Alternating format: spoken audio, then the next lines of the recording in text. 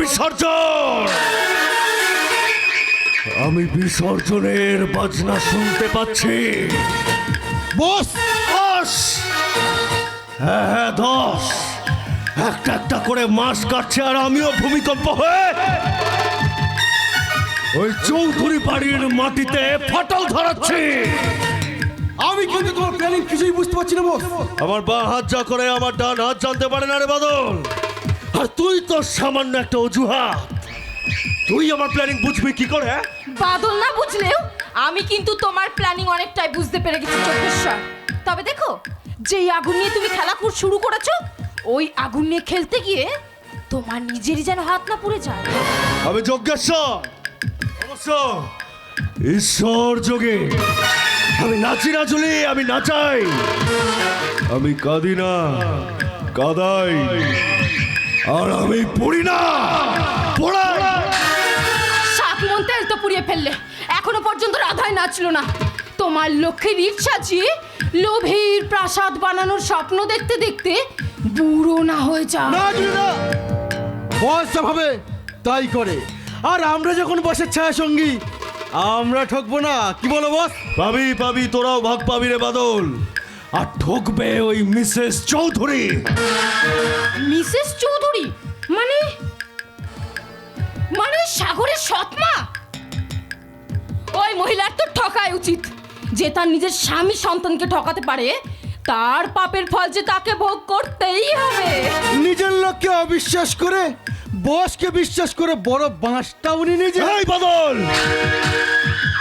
বিশ্বাসের যোগ্য মর্যাদায় যজ্ঞেশ্বর দেয়। এই হেয়ালি না করে তুমি তোমার আসল প্ল্যানিংটা বলো তো। অবশ্য যদি আমাদেরকে বিশ্বাস করো। করি করি জুলি, করি। অবিশ্বাসের কাজেও মাঝে মাঝে বিশ্বাস করতে হয় জুলি। তাহলে প্ল্যানিং শোনো। ওই সনাতন বাবু তার সমস্ত প্রপার্টির কাগজপত্র সাগরের স্ত্রীর নামে লিখে দিয়েছেন। আর এও লিখে দিয়েছেন ওই পাপড়ির বিয়ে তাকে দায়িত্ব নিয়ে দিতে হবে। আর সাবিত্রী দেবীকেও দেখতে হবে আজীবন। আর সে চাইলে 1 বছর পর সেই সম্পত্তি অন্য কারোর নামে লিখে দিতে পারে। তার মানে ব্যাপারটা ঠিক বুঝতে পারলাম না। তাহলে তুমি কি পেলে বস? আমি বুঝে গেছি। ওই সাবিত্রী দেবী সাগরকে দেখতে পারে না, তাই তিনি সমস্ত সম্পত্তি যাতে তার নিজের মেয়ে পাপড়ির নামে হয় সেই চেষ্টাতেই তো আছেন। তাই তো সাগরের বিয়ে দিয়ে ওই গঙ্গা নামক মেয়েটাকে ঘুঁটি হিসেবে ব্যবহার করছেন। আর বিয়ের 1 বছর পর সমস্ত সম্পত্তি গঙ্গা পাপড়ির নামে লিখে দিয়ে 1 কোটি টাকা বুঝে নিয়ে বাড়ি ছাড়বে। কি তাই তো? এই পর্যন্ত তো ঠিকই আছে, কিন্তু তারপরে মানে ওই সম্পত্তি অন্য কারোর নামে লেখার জায়গায় একখানা বাধা আছে। গঙ্গা সমস্ত সম্পত্তি ওই পাবলিক নামে লিখে দেবে, এখানে বাধা কোথায়? এটাই তো আসল খেলা। ওই সমস্ত সম্পত্তি পাপড়ির পরিবর্তে তুমি তোমার নামে করে নেবে, তাই না যজ্ঞেশ্বর? ঈশ্বর যোগে। আর তারপর ওই সম্পত্তির একমাত্র মালিক হয়ে বস চৌধুরী বাড়ির প্রত্যেকটা মানুষকে মেরে দেবো।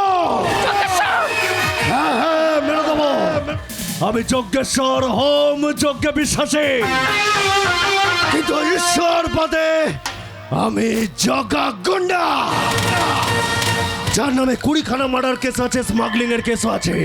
এই চুলি খুব ভালো করেই জানে আমি একবার কলকাতা থাকাকালীন পুলিশের হাত থেকে পালাতে পালাতে এই চুলির ঘরে ঢুকে পড়েছিলাম। ওই বস্তিতেই থাকতো নিজের মা বাবাকে হারিয়ে। তারপর প্রথমে চোখাচোখি, তারপর প্রেম, তারপর আমাকে পুলিশের হাত থেকে বাঁচানো। কি মনে আছে তো জুলি? সব মনে আছে। আর সেই দিনের কথাগুলো মনে রেখেছো বলে তোমাকে অসংখ্য অসংখ্য ধন্যবাদ। আর সেই ভালোবাসার পাল্লায় পড়ে আজও আমি তোমার সাথে সঙ্গ দিয়ে চলেছি যজ্ঞেশ্বর। কিন্তু বস, গঙ্গা তোমার নামে সম্পত্তি লিখে দেবে তো? দেবে দেবে রে বাদল, দেবে। ওই গঙ্গা পাকা খেলোয়াড়, দারুণ খেলছে। এই জানিস তো, আমি না ওই গঙ্গার প্রেমে পড়ে যাচ্ছি। ভাবছি ভবিষ্যতে ওই গঙ্গাকে নিয়েই সংসার বাঁধবো। হ্যাঁ কি ঝুলি? আরে তুমি চমকে গেলে? আরে চমকে গেলে চলবে? আরে আমি তো তোমাকেই চাই। হ্যাঁ, তো বলে বাইরে একটা সংসার বাঁধবো না? আরে আমিও তো সাগর বাবুর মতো ভাগ্য চাই। ঘরে একটা বাইরে একটা।